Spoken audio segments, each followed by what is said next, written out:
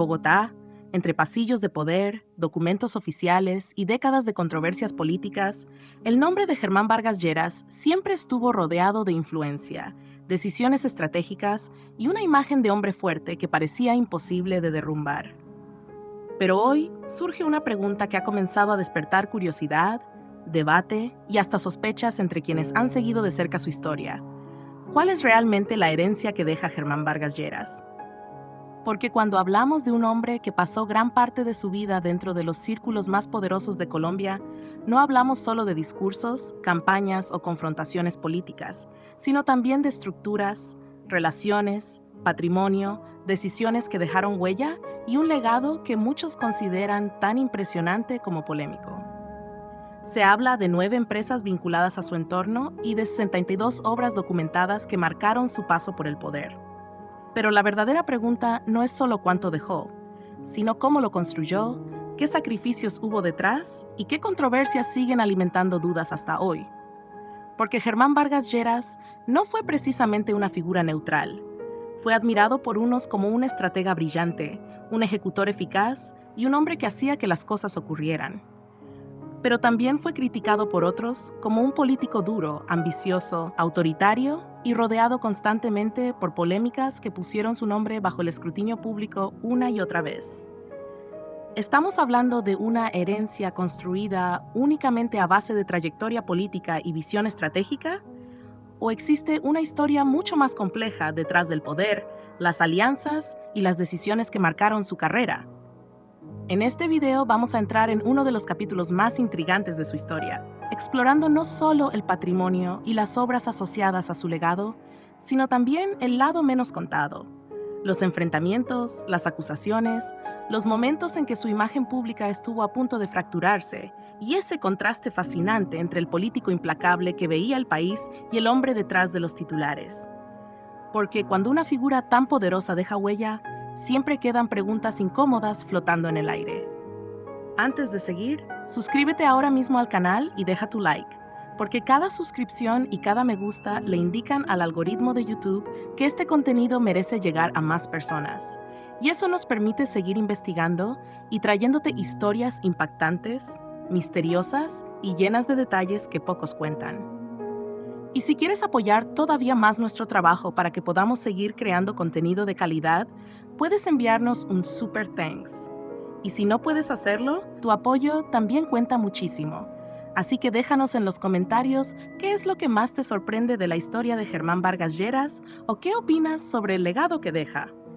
Pero quédate hasta el final, porque la última revelación sobre esta supuesta herencia podría cambiar completamente la forma en que muchos ven su historia. Y créeme, no será lo que imaginas. Hablar de la infancia de Germán Vargas Lleras es entrar en uno de esos mundos donde la política no era simplemente un tema de conversación ocasional durante la cena, sino prácticamente el aire que se respiraba dentro de casa. Germán nació el 19 de febrero de 1962 en Bogotá, Colombia, en el seno de una familia cuyo apellido ya tenía peso propio dentro de la historia política del país. Y eso, aunque para muchos desde fuera pueda parecer un privilegio absoluto, también suele convertirse en una carga silenciosa que acompaña a una persona desde que aprende a caminar. No era simplemente Germán, era Germán Vargas Lleras. Y ese detalle, en un entorno como el colombiano, significaba expectativas enormes, incluso antes de que él pudiera entender completamente lo que implicaban. Su abuelo, Carlos Lleras Restrepo, fue presidente de Colombia entre 1966 y 1970, una figura de enorme influencia, reconocido por su disciplina férrea, inteligencia política y fuerte carácter. Imaginar crecer con la sombra de un expresidente dentro del árbol familiar ya da una pista del tipo de presión que podía existir en ese entorno. No era una familia cualquiera. Era una familia observada, comentada, analizada, respetada por algunos y criticada por otros. Desde pequeño, Germán creció entendiendo que el apellido no abría solamente puertas. También atraía expectativas, comparaciones y miradas constantes. Muchas personas que nacen en familias poderosas desarrollan dos caminos. O se rebelan completamente contra ese legado, o lo abrazan hasta convertirlo en parte esencial de su identidad. En el caso de Germán, todo parece indicar que eligió la segunda opción. aunque seguramente con conflictos internos que rara vez se muestran en público. Su padre, Germán Vargas, y su entorno familiar mantenían una conexión fuerte con la vida pública, lo que significa que desde muy joven debió escuchar conversaciones sobre gobierno, poder, estrategias, alianzas, crisis nacionales y nombres que para otros niños serían completamente desconocidos. Mientras algunos crecían hablando de deportes o dibujos animados, él probablemente escuchaba análisis políticos entre adultos. Ese tipo de ambiente forma el carácter porque enseña desde temprano que el mundo funciona con jerarquías, influencia y decisiones estratégicas. Su formación académica también encaja dentro del perfil de alguien preparado para espacios de poder. Estudió en instituciones reconocidas y posteriormente cursó estudios de gobierno y administración, lo que muestra que no hubo improvisación en la construcción de su perfil público. Pero más allá de los títulos, lo interesante es imaginar cómo debió sentirse un joven que sabía que cualquier paso sería comparado con figuras históricas de su propia sangre. Ese tipo de comparación puede convertirse en combustible para la ambición o en una fuente constante de ansiedad. En Germán parece haber operado como combustible. Desde joven mostró señales de determinación fuerte, seguridad en sí mismo y una personalidad que no parecía diseñada para quedarse en segundo plano. No proyectaba la imagen del heredero tímido que solo disfruta privilegios, más bien la de alguien que quería demostrar que podía construir su propio espacio dentro de un escenario lleno de gigantes. Y quizá precisamente por eso desarrolló ese carácter duro que luego tantos le atribuirían. Porque cuando alguien crece bajo presión, a menudo aprende a endurecerse emocionalmente como mecanismo de supervivencia. La imagen pública de Germán Vargas Lleras ha sido durante años la de un hombre firme, serio, a veces severo, poco dado a exhibiciones emocionales, con un estilo directo que para algunos inspira respeto y para otros genera rechazo. Pero detrás de esa construcción pública probablemente existe una historia más humana, menos visible y mucho más compleja. Porque incluso quienes parecen más fríos tienen capas internas que rara vez llegan a las cámaras. En familias de tradición política fuerte, mostrar vulnerabilidad no siempre se premia. Muchas veces se interpreta como debilidad. Eso puede enseñar desde joven a contener emociones, a medir palabras y a proyectar control, incluso cuando internamente existan dudas o temores. Hay algo interesante en el contraste entre el hombre público y la dimensión privada. Quienes lo observan desde fuera suelen imaginar a una figura puramente estratégica, casi mecánica, enfocada en cálculo político. Pero toda persona tiene momentos familiares, preocupaciones íntimas, inseguridades y afectos que el público no ve. La política tiene esa crueldad particular, convierte a los individuos en personajes. Y cuando un personaje se consolida, cuesta mucho que la audiencia imagine humanidad detrás del papel. En el caso de Germán, esa percepción de dureza probablemente se alimentó tanto de su forma de actuar como del peso simbólico de su apellido. Porque un Vargas Lleras no era esperado para ser un improvisado simpático, era esperado para proyectar autoridad. La ambición también aparece como un elemento inevitable en esta historia. Y aquí conviene matizar algo. Ambición no siempre significa algo negativo. En contextos de alta exigencia familiar, la ambición puede surgir como deseo genuino de estar a la altura. La pregunta es si esa presión viene del exterior o si termina internalizándose hasta convertirse en parte de la identidad. En Germán parece haberse fusionado con su personalidad. Desde temprano su trayectoria mostró claridad de dirección, disciplina y voluntad competitiva. Pero la ambición intensa suele tener costos emocionales. Puede endurecer relaciones, reducir espacios de espontaneidad y convertir la vida en una carrera constante por validación o logro. Y eso nos lleva a la dimensión familiar menos visible. ¿Cómo era Germán en espacios privados? ¿Era tan rígido como parecía en televisión? ¿Tenía momentos de humor, fragilidad, cercanía emocional? Esas preguntas fascinan precisamente porque el personaje público deja poco espacio para respuestas claras. En hombres asociados históricamente al poder, muchas veces existe una desconexión entre percepción externa y realidad íntima. También vale considerar el contexto colombiano. Crecer dentro de una familia política en Colombia no era simplemente crecer cerca del poder institucional. También implicaba convivir con un país marcado por violencia, tensiones ideológicas, amenazas y una historia donde la política podía tener consecuencias reales y peligrosas. Eso cambia la manera en que una familia educa a sus hijos. La noción de seguridad, confianza y exposición pública no funciona igual cuando el país atraviesa conflictos intensos. La fortaleza emocional deja de ser una cualidad opcional y se convierte casi en requisito de supervivencia. Esto podría explicar parte de la dureza emocional asociada a su figura, no como rasgo puramente temperamental, sino como adaptación a un entorno donde mostrarse vulnerable podía ser riesgoso. Incluso en términos de identidad personal, cargar con un apellido histórico genera una tensión interesante. ¿Hasta qué punto eres tú mismo? ¿Y hasta qué punto eres una continuación del legado familiar? Esa pregunta probablemente acompañó a Germán durante años. Porque construir una identidad propia, cuando el apellido ya tiene significado público, requiere una mezcla compleja de continuidad y diferenciación. Debes parecer heredero legítimo, pero también individuo autónomo. Si te pareces demasiado a tus predecesores, te llaman copia. Si te diferencias demasiado, te acusan de traicionar el legado. Es una posición psicológicamente exigente, y quizá por eso desarrolló una personalidad tan marcada como forma de afirmar individualidad dentro de una estructura heredada.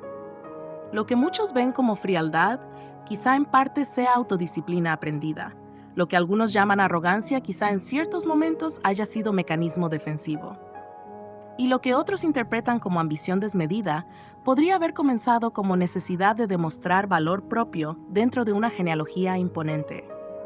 Eso no significa romantizar todo comportamiento polémico, pero sí comprender que detrás de figuras públicas fuertes suele haber historias humanas complejas.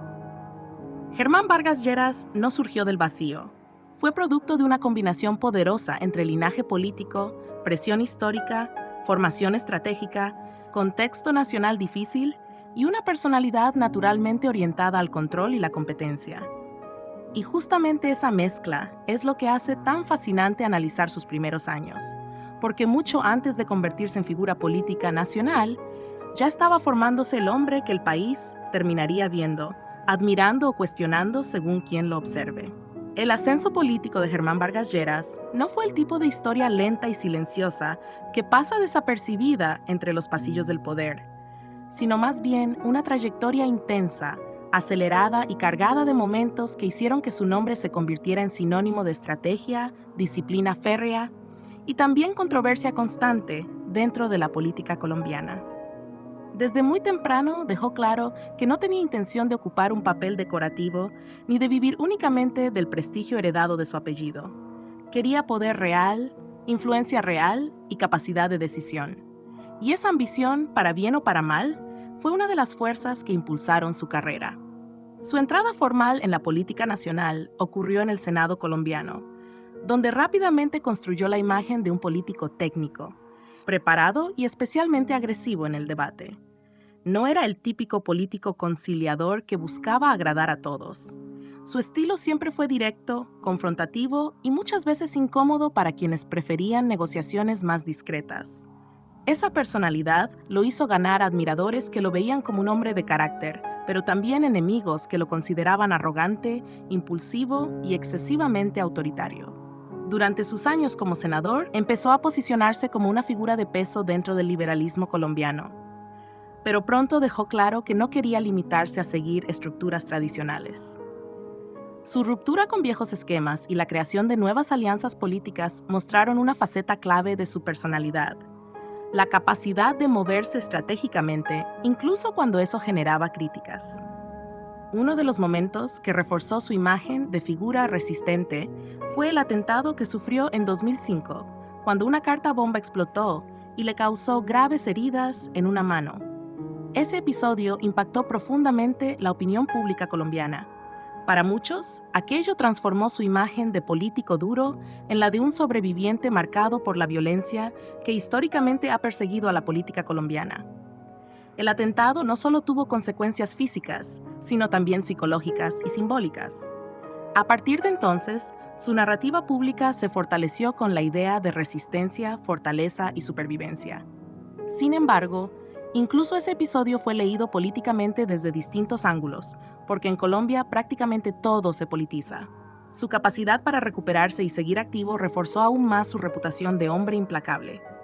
Más adelante, Germán Vargas Lleras consolidó su poder con la creación y fortalecimiento de Cambio Radical, partido que se convirtió en una plataforma clave para ampliar su influencia nacional.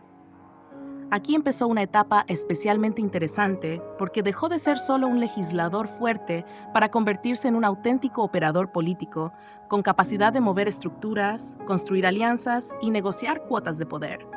Muchos analistas comenzaron a describirlo como uno de los políticos más estratégicos del país, alguien con visión fría, cálculo preciso y gran capacidad organizativa. Pero junto con esa reputación llegaron nuevas controversias. Sus críticos lo acusaban de representar una política excesivamente pragmática, donde las alianzas respondían más al poder que a principios ideológicos claros. Esa percepción alimentó debates intensos sobre su verdadera identidad política. ¿Era un reformista eficaz o simplemente un estratega obsesionado con el control? La respuesta dependía de quién hablara. Su paso por ministerios clave durante el gobierno de Juan Manuel Santos aumentó todavía más su perfil nacional. Como ministro del Interior y posteriormente como ministro de Vivienda, logró proyectar una imagen de ejecutivo eficiente, especialmente en proyectos de infraestructura y programas habitacionales. Aquí fortaleció su marca de hombre que ejecuta, no solo promete. Sin embargo, también fue precisamente en esta etapa donde su carácter comenzó a generar polémicas más visibles frente a cámaras. Su temperamento se volvió parte del personaje público. No era raro verlo responder con dureza, mostrar impaciencia o protagonizar momentos incómodos con funcionarios, periodistas o ciudadanos. Uno de los episodios más comentados ocurrió cuando fue criticado por la manera brusca en que interactuó con una ciudadana durante un acto público, generando debates sobre arrogancia, desconexión con la gente y abuso de poder simbólico. Para sus defensores, aquello era simplemente el comportamiento de alguien exigente y perfeccionista. Para sus detractores, era evidencia clara de un estilo autoritario. Y esa dualidad acompañó prácticamente toda su carrera. Su llegada a la vicepresidencia de Colombia representó la culminación de años de construcción política. Ya no era solo un operador fuerte ni un ministro eficiente, estaba oficialmente en uno de los cargos más poderosos del país. Desde allí, amplió su protagonismo en obras públicas, infraestructura y programas estratégicos del gobierno. Muchos lo consideraban uno de los funcionarios más efectivos del gabinete. Pero también comenzaron a crecer especulaciones sobre sus verdaderas ambiciones presidenciales. La percepción de que utilizaba cada logro administrativo como plataforma personal generó incomodidad incluso entre aliados. En política, la eficiencia puede admirarse, pero cuando se mezcla con ambición visible, también despierta recelos. Los medios comenzaron a seguir cada movimiento suyo con especial intensidad, analizando gestos, discursos y hasta silencios. Su relación con la prensa fue frecuentemente tensa. Su estilo frontal no encajaba fácilmente con la diplomacia mediática tradicional. Hubo entrevistas incómodas, respuestas secas y enfrentamientos verbales que reforzaron su reputación de hombre difícil. A nivel personal, esta exposición permanente inevitablemente afectó su vida privada. Vivir bajo observación constante desgasta a cualquiera. La imagen pública de político fuerte suele ocultar la presión emocional de saber que cada reacción puede convertirse en escándalo nacional. En el caso de Vargas Lleras, su temperamento amplificaba ese efecto. Muchas veces, más que sus decisiones políticas, era su forma de actuar lo que terminaba dominando titulares. Eso afectó su relación con sectores de la opinión pública, especialmente con quienes valoran más la cercanía emocional que la eficiencia técnica. Mientras algunos admiraban su disciplina y firmeza, otros lo percibían como distante, frío o incluso intimidante. Esa división fue una constante en su carrera. Nunca fue un político diseñado para generar consenso emocional masivo, sino más bien respeto, temor político o admiración estratégica. Las acusaciones y polémicas también formaron parte del paisaje. Como ocurre con muchas figuras de alto nivel en América Latina, su entorno político estuvo rodeado de cuestionamientos, rumores y debates sobre alianzas, apoyos y estructuras partidarias. Aunque no todas las controversias derivaron en consecuencias legales directas, sí contribuyeron a una percepción pública compleja. Germán Vargas Lleras nunca fue una figura neutra, Difícilmente alguien hablaba de él con indiferencia. O se le admiraba por su capacidad de ejecución y visión estratégica, o se le criticaba por su dureza, ambición y estilo confrontativo. Y quizá ahí está precisamente la esencia de su carrera. Un político que jamás pasó desapercibido, que construyó poder real con inteligencia y disciplina, pero que al mismo tiempo pagó el precio de convertirse en una de las figuras más polarizantes y debatidas de la política colombiana contemporánea.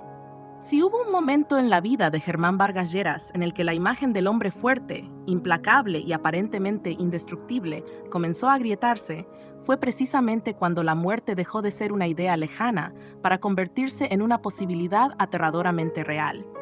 Porque durante años, Germán fue visto como ese político de carácter duro, voz firme y presencia dominante, alguien que parecía avanzar sin mostrar cansancio, miedo o debilidad. Pero la vida, como suele hacerlo incluso con los más poderosos, terminó recordándole que el cuerpo humano tiene límites y que ningún apellido, ningún cargo y ninguna influencia política pueden negociar con la fragilidad de la existencia. Uno de los episodios más estremecedores ocurrió en octubre de 2005, cuando recibió una carta bomba en su oficina.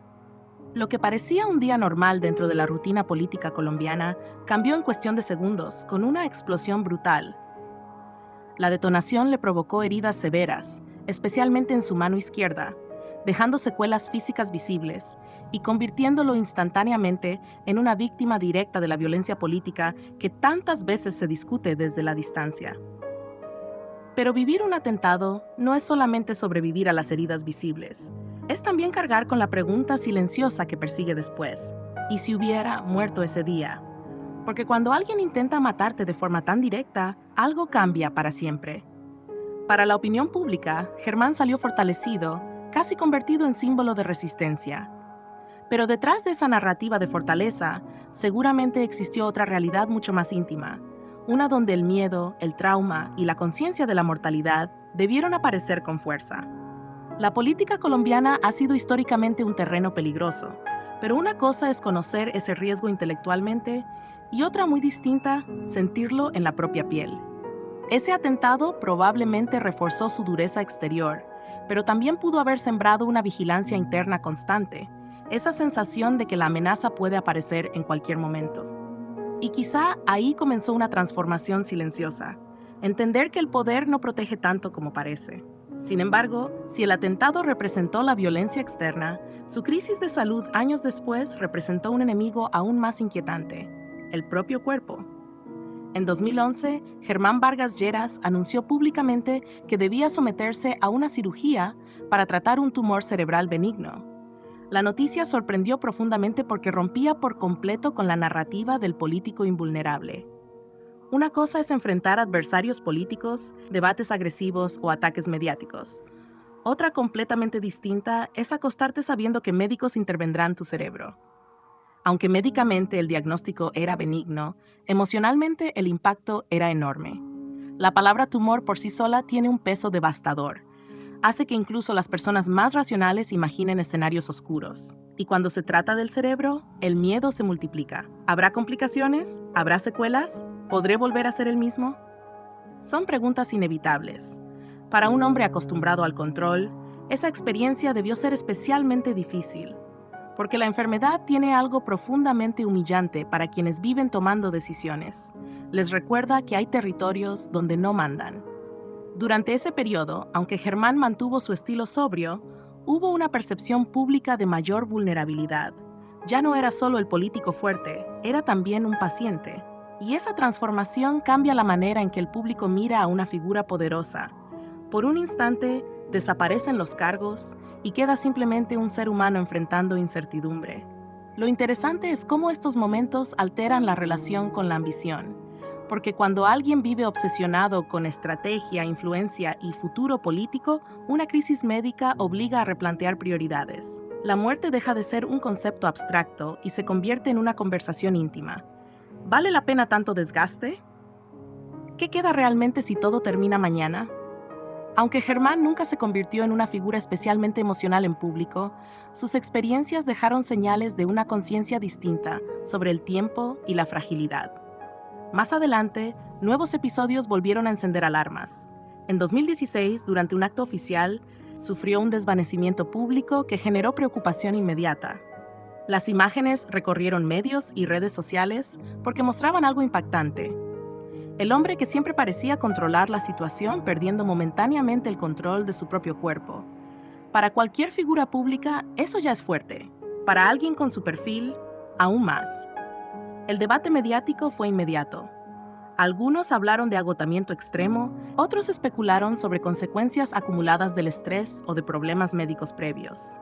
Aunque posteriormente se ofrecieron explicaciones médicas, el episodio reforzó una idea imposible de ignorar. Incluso los más duros se rompen. Y el estrés político no es un enemigo menor.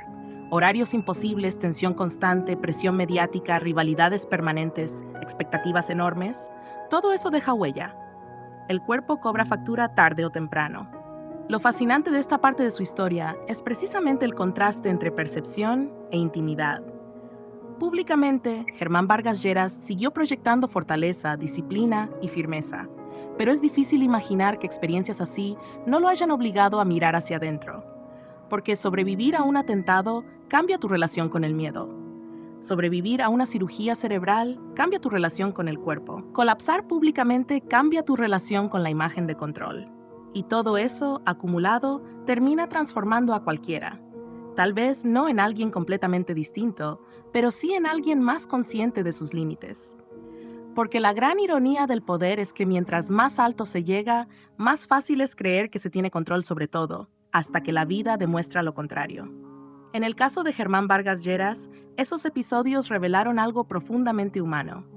Detrás del estratega frío, del político exigente y del hombre que parecía imposible de doblegar, existía también alguien obligado a enfrentarse con sus propios fantasmas, con el miedo real de no despertar después de una operación, con la memoria de una explosión que pudo matarlo, y con el cuerpo recordándole que incluso los hombres más poderosos siguen siendo vulnerables. Y quizá esa sea una de las verdades más impactantes de su historia. Descubrir que quienes parecen hechos de acero también tiemblan cuando la muerte se acerca demasiado. Si hay algo que convirtió a Germán Vargas Lleras en una de las figuras más polarizantes de la política colombiana, no fue solamente su capacidad estratégica o su ascenso al poder, sino también su manera de hablar, de reaccionar y de enfrentarse públicamente con quienes lo cuestionaban. Porque a diferencia de muchos políticos que intentan construir una imagen cuidadosamente diplomática, Germán cultivó durante años una reputación de hombre frontal, impaciente y muchas veces explosivo, una combinación que para algunos transmitía autoridad y autenticidad, pero para otros alimentaba la percepción de arrogancia, distancia emocional y un estilo de liderazgo excesivamente autoritario. Y fue precisamente esa personalidad la que en distintos momentos puso su imagen pública al borde del desgaste político. Uno de los aspectos más comentados de su carrera fue siempre su relación con la prensa. Germán nunca pareció sentirse completamente cómodo con el formato de la entrevista, donde el periodista controla el ritmo de las preguntas. Su estilo directo, poco tolerante con insinuaciones o cuestionamientos repetitivos, produjo múltiples momentos de tensión mediática. En varias ocasiones, sus respuestas secas, cortantes o cargadas de visible molestia alimentaron titulares sobre su temperamento. Para sus defensores, aquello demostraba que no fingía ni actuaba para agradar a cámaras. Para sus detractores, era evidencia clara de una personalidad incapaz de tolerar crítica. Y en política, esa diferencia de percepción puede definir carreras enteras. Porque el problema no siempre es lo que se dice, sino cómo se dice. Un político técnicamente brillante puede perder empatía pública si proyecta desprecio o desconexión. Y ese fue uno de los desafíos recurrentes en la imagen de Vargas Lleras. Uno de los episodios más recordados ocurrió durante actividades públicas donde su lenguaje corporal o reacciones fueron interpretadas como frialdad o arrogancia hacia ciudadanos comunes. Hubo escenas donde gestos aparentemente bruscos se viralizaron y provocaron debates intensos sobre si realmente entendía a la gente o si se había convertido en una figura demasiado acostumbrada al poder. En la era digital, un gesto de segundos puede dañar años de narrativa política cuidadosamente construida. Y con Germán eso ocurrió varias veces. Su imagen de ejecutivo eficiente muchas veces chocaba con una percepción emocional negativa. porque una parte del electorado perdona errores administrativos si percibe humanidad, pero castiga con dureza la sensación de desprecio. Otro frente de controversia fueron sus confrontaciones con rivales políticos. Germán nunca fue conocido por la diplomacia suave. Su estilo era competitivo, calculador y muchas veces agresivo. Eso lo convirtió en un negociador temido dentro del ecosistema político colombiano. Aliados lo respetaban por su disciplina y capacidad organizativa, pero adversarios frecuentemente lo describían como implacable, frío y excesivamente ambicioso. Esa reputación generó rumores constantes sobre tensiones internas, alianzas incómodas y fracturas políticas, porque el poder construido desde la fuerza estratégica suele generar admiración, sí, pero también resentimiento. Y en política, los resentimientos rara vez desaparecen. También hubo controversias alrededor de decisiones políticas impopulares y de la percepción de que su pragmatismo estaba por encima de principios ideológicos claros. Muchos analistas señalaron que Germán representaba una política profundamente orientada al resultado, al control de estructuras y a la eficiencia operativa, incluso cuando eso implicaba alianzas difíciles de explicar al público. Para algunos, eso era madurez política, para otros, puro oportunismo. Esa dualidad acompañó prácticamente toda su carrera. Nunca fue una figura fácil de encasillar moralmente. Dependiendo del observador, podía ser el político más preparado del escenario o el símbolo perfecto del pragmatismo sin sensibilidad. Una controversia especialmente fuerte giró en torno a su imagen de hombre temperamental. A diferencia de políticos que esconden emociones detrás de sonrisas permanentes, Germán dejaba ver frustración, cansancio o irritación con relativa facilidad. Y aunque eso podía parecer honestidad, también alimentó una narrativa complicada, la del líder con poca paciencia para el desacuerdo. Esa percepción fue especialmente dañina porque reforzaba estereotipos de arrogancia. Cuando una figura poderosa parece incómoda frente a la crítica, la audiencia rápidamente construye una narrativa de soberbia. Incluso cuando las decisiones puedan ser técnicamente correctas, el componente emocional influye enormemente. Hubo además críticas sobre la forma en que ejercía autoridad dentro del aparato estatal. Algunos admiraban su exigencia extrema y enfoque en resultados, otros denunciaban estilos de presión excesiva. En política, la línea entre liderazgo fuerte y autoritarismo percibido es extremadamente delgada. Y Germán caminó esa línea durante años. Muchas veces, más que sus políticas concretas, era su personalidad lo que terminaba definiendo el debate público. Eso tiene consecuencias profundas, porque cuando la narrativa gira alrededor del carácter, el contenido político pierde espacio frente a la percepción emocional. Fuera de los reflectores, es razonable pensar que ese tipo de exposición tuvo impacto personal. Vivir bajo constante escrutinio mediático desgasta relaciones, limita espontaneidad y puede producir aislamiento. La política de alto nivel no solo consume tiempo, también transforma vínculos personales. Cuando alguien es visto como figura dominante o polarizante, incluso relaciones cotidianas pueden verse contaminadas por esa imagen pública. Aunque Germán siempre mantuvo una relativa reserva sobre su intimidad, es difícil imaginar que años de confrontación permanente no hayan generado tensiones familiares, momentos de agotamiento emocional o sensación de desconfianza hacia quienes lo rodeaban. Porque cuanto más poder acumula una figura política, más difícil resulta distinguir lealtades reales de conveniencias circunstanciales. También está la cuestión del arrepentimiento. Germán nunca construyó una imagen de hombre dado a confesiones emocionales o disculpas públicas dramáticas, pero eso no significa ausencia de reflexión. Muchas figuras políticas con personalidades fuertes revisan internamente episodios donde una reacción impulsiva dañó más de lo necesario. El problema es que admitirlo públicamente implica vulnerabilidad, algo que no encajaba naturalmente con su personaje político. Y quizá ahí radica una de las paradojas más humanas de su historia. La fortaleza que lo ayudó a ascender también pudo haber limitado su capacidad de reconectar emocionalmente con ciertos sectores del público. Porque la autoridad sin empatía puede impresionar, pero rara vez enamora políticamente. Al final, las declaraciones polémicas y los enfrentamientos de Germán Vargas Lleras no solo alimentaron titulares o controversias pasajeras, construyeron una parte esencial de su identidad pública. Lo mostraron como un político brillante para algunos, intimidante para otros, pero imposible de ignorar para todos. Y quizá esa sea precisamente la razón por la que su figura sigue generando debate, porque representa esa clase de liderazgo que despierta admiración y rechazo con la misma intensidad.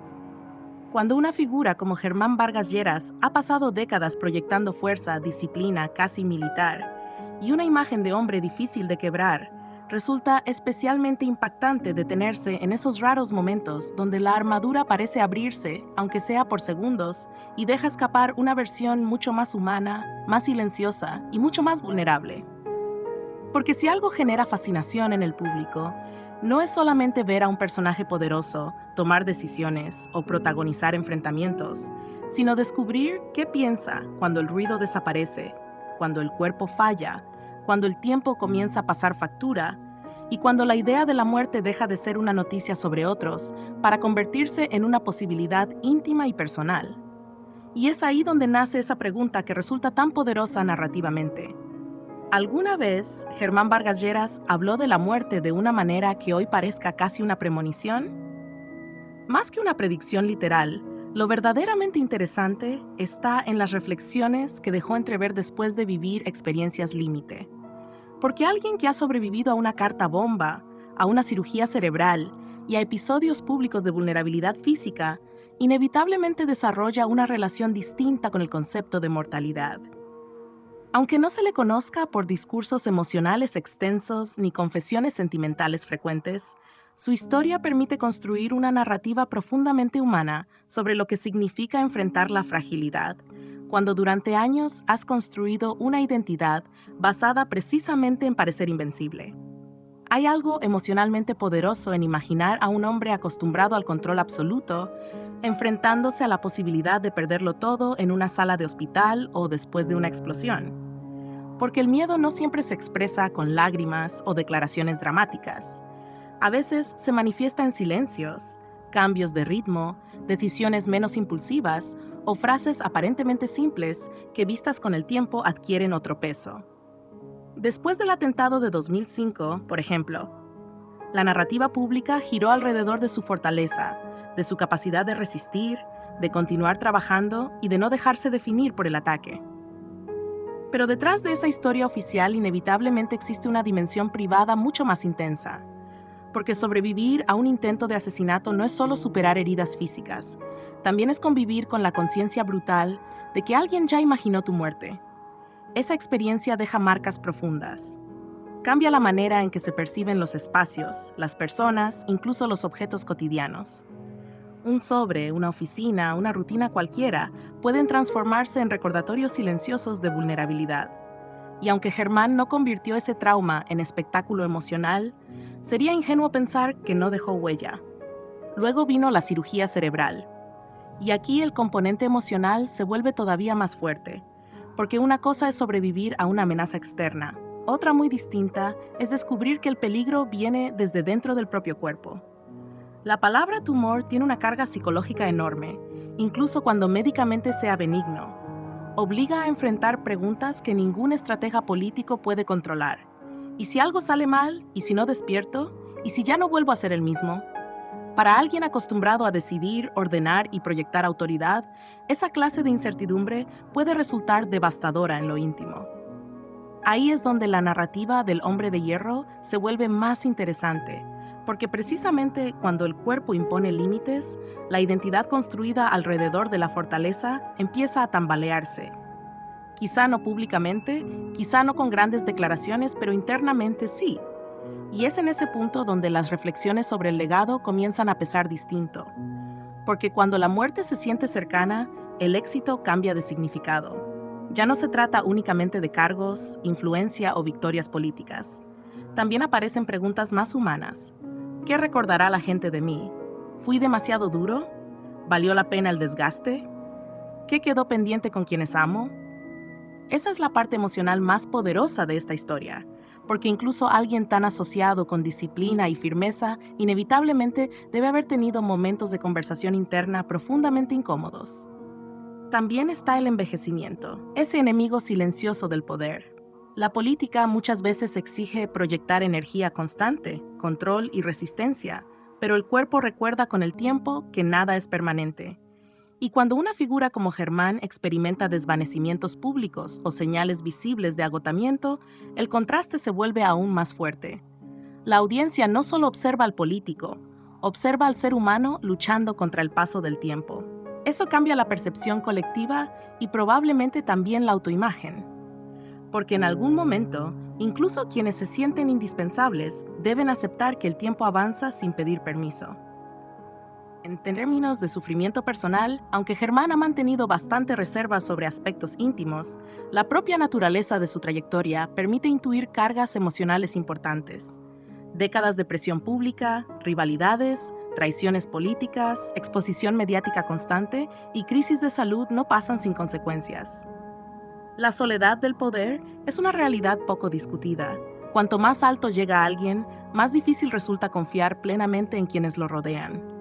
Y esa clase de aislamiento emocional puede ser una forma de sufrimiento silencioso tan intensa como cualquier crisis física. ¿Hubo arrepentimientos? No existen confesiones dramáticas ampliamente conocidas en las que se presente como un hombre consumido por remordimientos, pero eso no significa ausencia de reflexión. A veces el arrepentimiento no se verbaliza, simplemente cambia la forma en que alguien mira atrás. Lo interesante de construir esta narrativa no está en afirmar cosas que nunca dijo literalmente, sino en mostrar cómo sus propias experiencias permiten entender que incluso un personaje así debió enfrentar miedos profundamente humanos. Por eso la idea de predijo su muerte funciona mejor como recurso emocional ligado a sus reflexiones sobre vulnerabilidad que como afirmación literal, porque lo verdaderamente impactante no sería una profecía exacta, sino descubrir que detrás del político firme existía un hombre que, como cualquiera, sintió miedo al pensar en el final, cuestionó el significado de su legado y enfrentó el dolor silencioso de entender que ni el poder, ni el apellido, ni la experiencia pueden detener completamente el paso del tiempo. Y quizá esa sea la confesión más humana de todas. Descubrir que incluso quienes parecen imposibles de quebrar también sienten escalofríos cuando la muerte deja de ser una idea distante y comienza a respirar demasiado cerca.